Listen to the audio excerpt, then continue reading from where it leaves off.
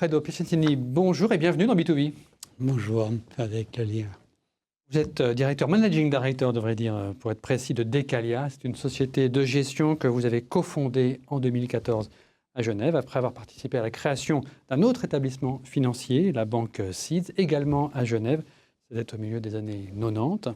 Avec vous, nous allons parler donc entrepreneuriat et finance, un monde financier en ce moment un peu fébrile. Beaucoup de monde s'inquiète. Est-ce qu'il y a une bulle, par exemple, dans les valeurs technologiques, l'intelligence artificielle? Vous nous direz ce que vous en pensez, mais avant cela, faisons plus ample connaissance. C'est la partie portrait.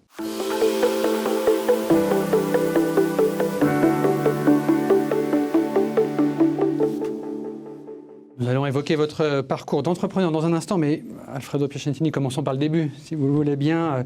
Pour ceux qui ne vous connaissent pas, vous arrivez en Suisse en 1968, je crois. Vous avez 11 ans à l'époque. Votre père travaille dans une multinationale à Genève, c'est bien ça? Absolument, oui, tout à fait. Une multinationale dans quel domaine? Il travaillait chez Saint-Gobain. Donc nous étions, disons, un peu atypiques comme immigration en Suisse, parce qu'à l'époque, vous aviez essentiellement soit, disons, des travailleurs dans le domaine du bâtiment ou disons, de l'immigration plus pauvre, peut-être. Saint-Gobain, pour ceux qui l'ignorent, c'était du verre. Du verre, oui, de la fibre de verre, pour la précision dans ce cas-là. Et puis, où vous aviez des gens qui commençaient, surtout vers 69-70, à fuir le terrorisme, et donc des familles très aisées. Nous, on était une famille, disons, de la classe moyenne, et voilà, mon père, on lui avait proposé de créer la filiale sur la fibre de verre de Saint-Gobain. Et donc, on était arrivé en 68 avec l'idée de rester 3-4 ans. Ouais. Et puis, pour finir...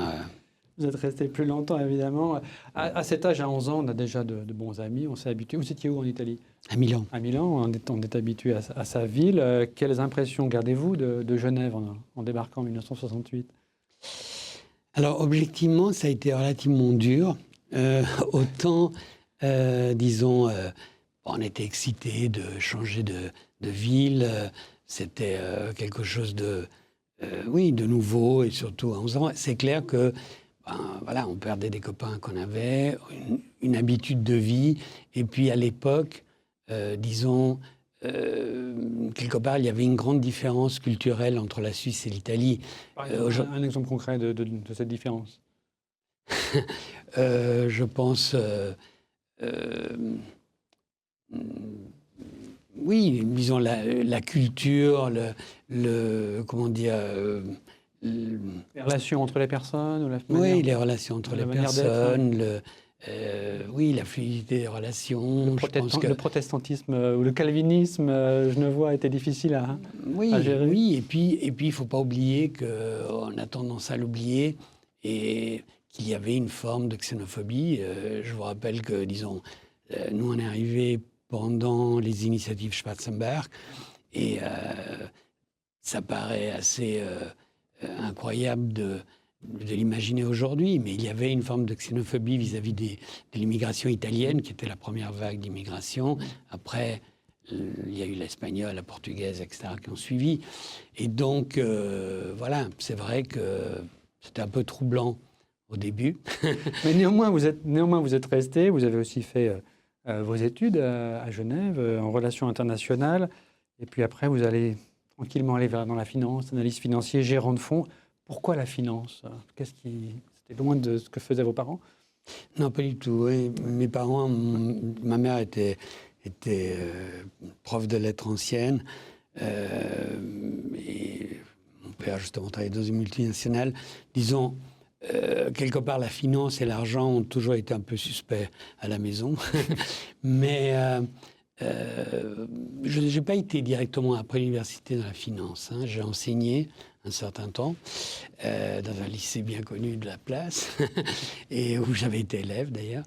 Et puis, mon premier choix avait été la publicité, mais en fait, la publicité m'a rejeté.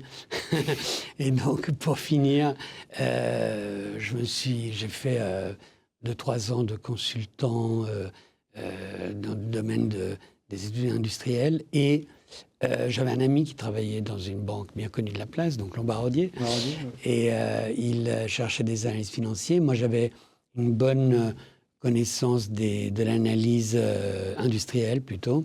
Et donc, voilà, j'ai eu un chef à l'époque qui a pensé, à imaginer que j'avais peut-être quelque chose à amener dans l'analyse financière. Vous êtes resté chez Lombardier 9 ans, donc une grande banque privée de la place, et puis vous prenez le risque de la quitter en 1996, je crois, pour créer cofonder cette banque Seeds. 3 personnes, vous, Paolo Luban et Eric Seeds. C'était un tout petit bureau au début, c'était vraiment une création de zéro. C'était l'envie d'être votre propre patron qui vous motivait? Oui, c'était vraiment une start-up, hein, franchement, parce qu'on a fait un peu, vous savez, les ordinateurs sur des tréteaux au début, c'était assez... c'est quelque chose l'univers de la banque privée. Oui, c'était très différent de la banque privée traditionnelle. Disons, on sait, comme souvent dans l'entrepreneuriat, c'est aussi les hasards de la vie. On s'est rencontrés tous les trois à des moments de nos carrières où on était un peu, disons, soit un peu bloqués, soit on avait envie, après un certain nombre d'années, de voir autre chose. C'était peut-être, dans mon cas, en tout cas, plus facile parce que j'avais pas de famille, j'avais pas d'enfants, etc. Donc, c'était un risque raisonnable, disons, que je prenais. Voilà. Et puis, oui, dans toutes les entreprises, il y a un facteur de chance et de hasard. Et puis, voilà, on se retrouvait comme ça. On avait quand même, disons, un dessin assez clair sur ce qui ne fonctionnait pas vraiment dans la banque traditionnelle et ce qu'on aurait pu faire de plus original. Voilà. Et presque 20 ans plus tard, la banque Seeds a été vraiment établie, au moins 450 employés. Vous décidez quand même de partir. Vous vendez vos parts. Je crois que vous aviez 14% des parts. C'est racheté par Eric Seeds. Là, pourquoi vendre? Bon, disons que d'abord, vous savez, pas tous les mariages sont éternels. Bon, là, 20 ans, c'était déjà pas mal. 20 ans, c'est déjà pas mal. On avait des ambitions différentes. Je pense que Paolo, qui avait 2 ans de plus que nous, avait envie de se retirer gentiment. Eric, je pense qu'il avait peut-être une ambition plus dynastique parce qu'il avait des enfants qui arrivaient. Ils sont aujourd'hui dans la banque, oui. Voilà, et c'était une bonne opportunité puisqu'on avait déjà prévu des sorties à terme. Et là, c'était après 20 ans, c'était une sortie possible. Et donc, on s'est séparés en très bonne intelligence. D'ailleurs, on a de très bonnes relations tous les trois. Et Paolo est au conseil de Decalia. Et voilà, donc, oui, c'était un nouveau challenge. Je trouve intéressant. C'est ça, non seulement vous partez, mais vous ne partez pas pour prendre une retraite paisible. Je crois que vous aimez naviguer, mais pas pour être sur votre bateau tranquille, mais pour reprendre, développer Decalia. Là, ça, quand même, cette fibre entrepreneuriale, ça vient quand même peut-être de votre père, qui avait tenté cette aventure Saint-Gobain en arrivant ensuite dans ce territoire hostile qu'était Genève à l'époque. Peut-être. Oui, disons. Alors, je dirais que Decalia, c'est aussi un peu. Donc, j'avais 57 ans à l'époque. J'ai pensé, peut-être à tort, que j'étais trop jeune pour être retraité. Nos voisins de l'Hexagone penseraient que c'est un bon âge, mais disons, moi, je trouvais que c'était un peu tôt et j'étais en pleine action. Et donc, voilà, j'avais envie de capitaliser un peu sur ce qu'on avait fait avant. Donc, voilà, je suis reparti, pas forcément dans l'idée de monter la structure qu'on a aujourd'hui. Après, on est un peu victime, disons, de notre activité, mettons-le comme ça. Voilà, je pensais plutôt faire quelque chose du type family office avec quelques idées, aussi bien pour gérer des clients historiques, Oui. voilà, qui me suivaient. Mais voilà, on va comprendre davantage justement ce que vous faites maintenant chez Decalia. C'est la partie entreprise.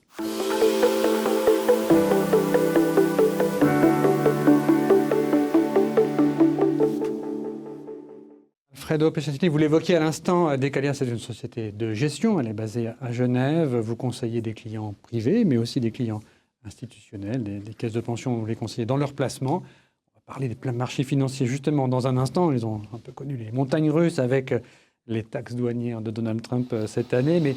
Mais avant Decalia, quelques chiffres, pas trop, mais ceux que j'ai datent du 31 décembre 2024, à peu près 5 milliards de francs d'actifs sous gestion, une septantaine de collaborateurs à Genève, à Zurich, mais aussi en Italie, dans votre ville natale, à Milan. En cet automne 2025, ces chiffres sont toujours justes, hein?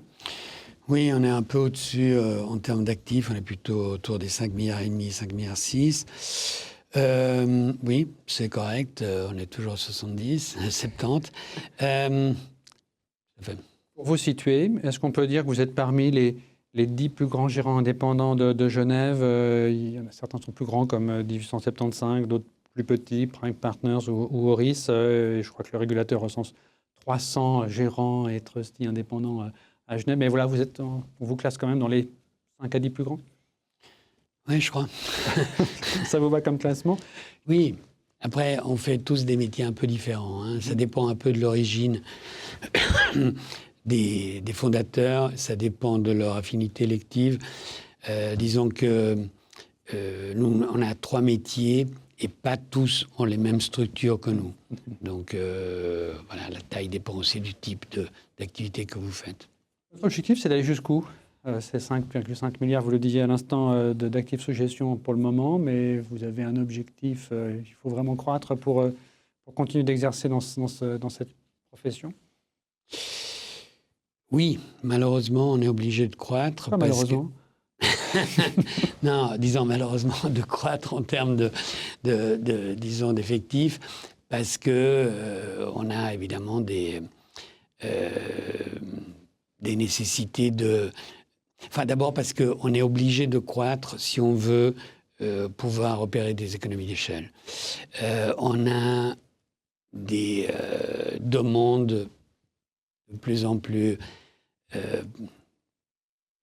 disons, présentes des autorités pour staffer notamment le risque, le compliance, etc. Voilà. Et donc, voilà, tout ça crée quand même une pression sur nous, de façon très claire. On est un peu dans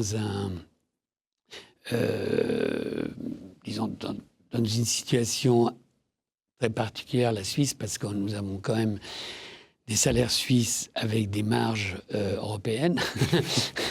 Et donc, c'est clair qu'il n'est pas toujours facile d'extraire un PNL, disons, important. Le monde a changé par rapport à il y a 20 ans dans notre domaine, notamment sur les fonds, la concurrence est de plus en plus présente. Donc, on doit s'inventer des formules de plus en plus sophistiquées et particulières. Donc, et puis, c'est important de pouvoir attirer des talents ici. Une dynamique de croissance aide à faire venir ces personnes? Pardon, Une dynamique de croissance aide à les faire venir? Oui, absolument. Le fait de croître, d'être visible, d'être sophistiqué, voilà, fait qu'on arrive à attirer des talents de Londres, de Paris, de New York. Et ça, c'est le gros challenge, parce que malgré tout, on reste un peu dans la province de la gestion, peut-être pas privée, mais disons dans le mondial, hein, je veux dire. Oui. En outre, vous avez annoncé le recrutement de Manuel Pedretti, chargé du développement commercial en Suisse alémanique. Quelles ambitions vous avez à Zurich, où vous êtes présent depuis déjà à peu près 3-4 ans? Alors, comme vous savez, c'est pas très facile disons, comment dire, de fonctionner sûrement de la Suisse allemande. Hein. Si vous n'êtes pas une grande structure ou que vous n'êtes pas une structure universelle, disons une banque universelle qui a... Dans notre domaine, les Suisses allemands ont eu parfois de la peine à se développer en Suisse romande et inversement. Pourtant, c'est un marché qui est pour vous stratégique, il faut grandir là-bas. Qui est extrêmement important, parce que, d'abord, parce que c'est la capitale de la gestion institutionnelle. Ensuite, parce que vous trouverez plus facilement des talents sur place. Parce que le marché est plus important. Mais c'est vrai que passer la Sarine, c'est pas toujours facile. Et ça demande quand même des ressources et des investissements relativement importants. Pour vous donner un exemple, nous, on l'avait fait, par exemple, avec Seeds. À l'époque, on avait créé d'abord Lugano et Locarno, depuis Genève, que Zurich. Et on a créé Zurich lorsqu'on a trouvé, en fait, les bonnes personnes. Voilà. Nous avons une approche à notre niveau, et même au niveau à l'époque de la banque Seeds. C'est une initiative différente que pour une grande structure qui décide tout à coup d'ouvrir la grande banque qui ouvre à New York ou à Londres, à Paris, le fait avec un but stratégique et ensuite il trouve les bonnes personnes. Je pense qu'à notre stade, il faut qu'on trouve d'abord les personnes et on décide ensuite où les mettre. Alors, c'est ce qui vous a amené à aller en Italie. Vous êtes, parce que je l'évoquais tout à l'heure en introduction, Decalia est aussi active à Milan. Là, c'était naturel pour vous de grandir sur ce marché? Bon, d'abord, il y a une affinité élective naturelle, puisque je suis d'origine italienne, qu'un de mes associés aussi est d'origine italienne, même deux d'ailleurs. C'est un marché extrêmement intéressant. C'est un marché... On avait besoin d'avoir une base en Europe, puisque ça nous permet de faire du marketing depuis Milan, rayonner en Europe. C'est un peu une tête de pont sur le reste de l'Union européenne. Hein. Voilà, on aurait pu le faire depuis... on avait pensé de le faire avant le Brexit depuis Londres. Heureusement, on a attendu quand même le vote du Brexit, une intuition. Et puis, donc depuis Londres, c'est plus possible. On aurait pu le faire depuis le Luxembourg, mais disons, ça nous paraissait plus naturel de le faire depuis Milan, puisque on a quand même des contacts. Voilà, nous, on avait une filiale, comme Banque Seeds, on avait une filiale à l'époque à Milan très importante. On a des très bons contacts, voilà. Et aujourd'hui, quelle part de votre activité se fait à travers cette présence à Milan?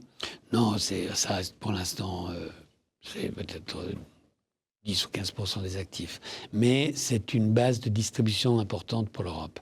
Donc, en termes de... on a un full license à Milan, que ce soit le dépôt, que ce soit la gestion et la distribution. Disons que sur la gestion, ça reste... disons, marginal par rapport aux 5,5 milliards. Par contre, pour la distribution, c'est relativement important pour l'Europe. Votre croissance aujourd'hui, donc elle est, en termes d'emplois, ce sont des emplois qui sont d'abord créés à Genève ou bien Zurich ou Milan? Alors aujourd'hui, les emplois sont plutôt créés à Genève. Vous avez mentionné M. Pedretti qu'on a engagé à Zurich. À Zurich, on a une activité aussi bien pour notre filiale Decalia Capital qui s'occupe d'acquisition, disons, industrielle. Et puis, on a une activité de distribution et de private banking. Disons que la dynamique, pour l'instant, pour des questions de taille, est plus importante à Genève. Ça veut dire que, parce qu'on entend beaucoup de critiques sur les conditions cadres à Genève, que évidemment, il y a un coût de la vie qui est élevé, mais les infrastructures ne sont pas forcément à la hauteur du développement économique qu'on peut espérer. Il y a un problème de logement, mais pour vous, ça reste quand même il y a quand même un potentiel de développement ici, dans la cité de Calvin. Non, absolument. Il y a encore bien sûr, disons, comment dire, le contexte, en tout cas typiquement de la gestion privée, mais même de la gestion institut, est encore un contexte agréable. Cela dit, en tout cas, disons, sur lequel on peut construire. C'est clair que les conditions cadres, à mon avis, se sont détériorés, notamment parce nous devons essayer de trouver des gens qui viennent de l'extérieur chez nous. Et vous avez mentionné les écoles, le logement, la mobilité, voilà. Disons que on a, disons, un peu de difficulté parfois à Genève à comprendre que c'est important de créer des conditions cadres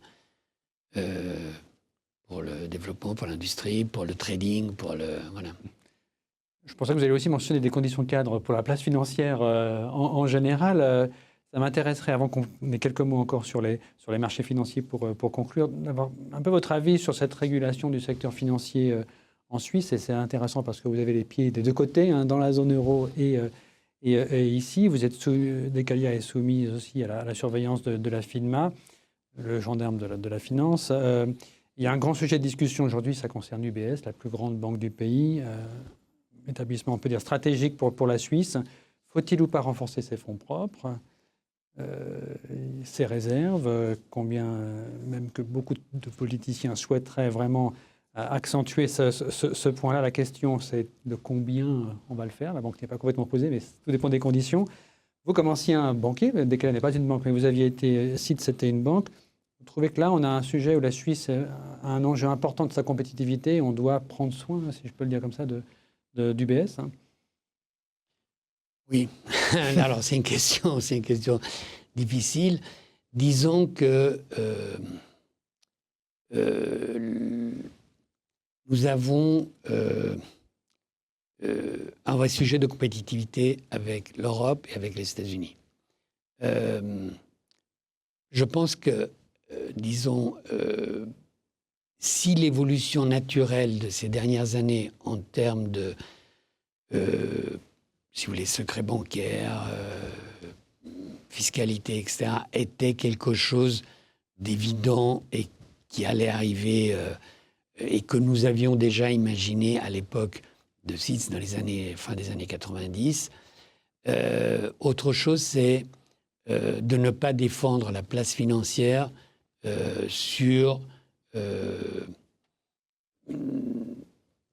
par rapport à l'Europe et par rapport aux États-Unis. Un exemple qui pourrait être fait pour mieux défendre cette place financière qui viendrait à l'esprit? Disons, je ne suis pas convaincu que l'introduction des normes européennes, aujourd'hui MiFID par exemple, appliquées à la Suisse, soit nécessaire dans la mesure où je pense que, enfin en tout cas pas à la lettre, dans la mesure où je pense que l'éducation des épargnants suisses est très supérieure à l'éducation, disons, des épargnants européens. Et donc, je pense qu'on introduit des règles qui, à mon avis, sont exagérées par rapport à la culture que nous avons de la finance ici en Suisse, qui sont totalement compréhensibles dans certains pays qui nous entourent, mais je pense excessives ici. Je pense qu'en contrepartie, on devrait au moins avoir un accès libre au marché européen. C'est loin d'être le cas.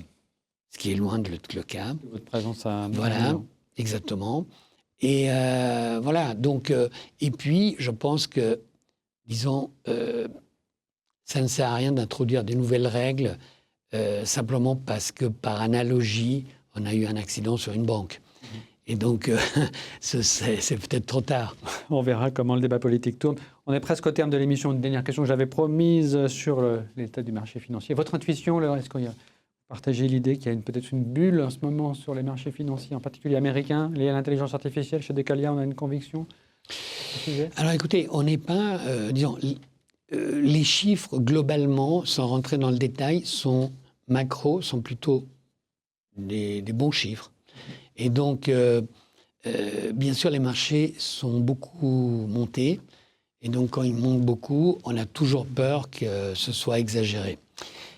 Alors, d'abord, il y a des secteurs qui ont, évidemment, tout ce qui est tech et tout ce qui est AI, etc., qui ont Bon, mais il y a tout un pan des marchés qui n'ont pas fait grand-chose ces dernières années.